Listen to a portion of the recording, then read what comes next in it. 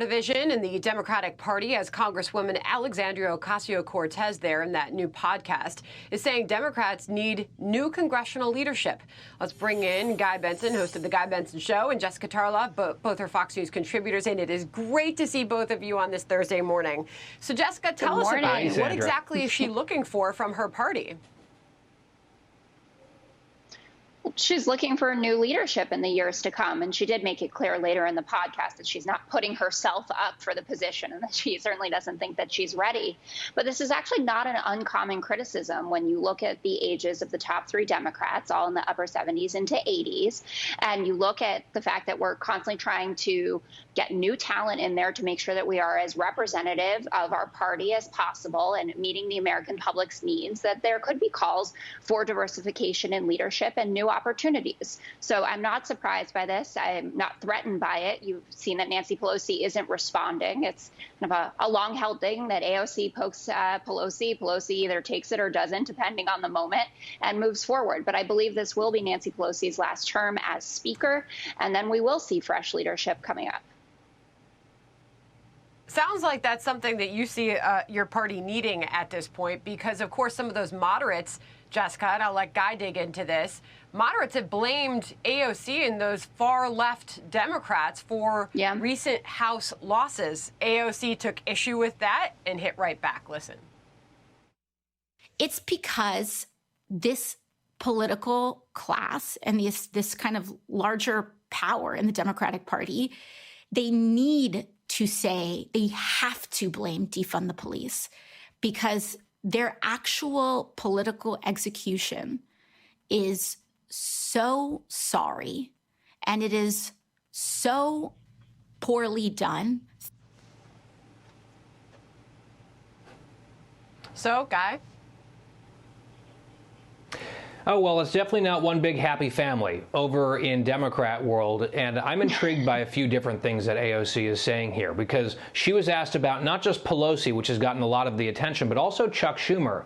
And I would just remind folks that Chuck Schumer is coming up for re-election in the state of New York. There's another young up-and-coming member in the state of New York who has an opportunity potentially to challenge him in a primary. And that's been, I know, a source of buzz for a while. Will she, won't she? She did. In the question, I guess, that was presented to her, she was asked about Pelosi and Schumer. She said, yes, they both need to go. I think that what she's doing, blaming the moderate wing of the party, such as it even exists among Democrats these days, is silly. I think you can look back at 2018, where a lot of moderates won seats that progressives like AOC could never win in 1,000 years, and some of them lost in 2020. So as for Pelosi, what's intriguing is I think AOC is actually right about Pelosi. She is past her expiration date as Speaker, which is how Kevin McCarthy referred to her on my show recently. I think that this is likely her last term as Speaker because I think Republicans will win the House back in 2022 because it's such a tiny, microscopic Democratic majority. So there's not a lot of maneuvering that Pelosi can do here. She has very little margin for error. And in the past, her success has been getting results and being a really smart strategic thinker. I think she's really slipped on both of those things, which is why it's not just the AOCs of the world, but some of the moderates also who are saying, gosh, maybe it's time for someone else. The thing is, they don't have an actual candidate they can rally around, and Pelosi's ruthless, so she's going to keep the gavel. All right, sounds like you at least agree on one point, that Nancy Pelosi's time may be up. Meanwhile, Jessica, when it comes to the Biden camp and that idea of unity that you heard so much from the Biden campaign, that we would see that unity. Well, here's Jen O'Malley Dillon from the Biden team, and she had some very choice words for Republicans. Listen to this. I'll quote her. The president-elect was able to connect with people over the sense of unity. In the primary, people would mock him like, quote, you think you can work with Republicans? I'm not saying they're not a bunch of effers. Mitch McConnell is terrible. But this sense that you couldn't wish for that, you couldn't wish for this bipartisan deal, he rejected that. So, Jessica, what are Republicans supposed to take away from this, especially after Biden said that he was going to try to work across the aisle in his administration? Well, Jen O'Malley Dillon is the deputy chief of staff. She isn't going to be the president of the United States of America on January 20th, and Joe Biden is exactly who he said he was.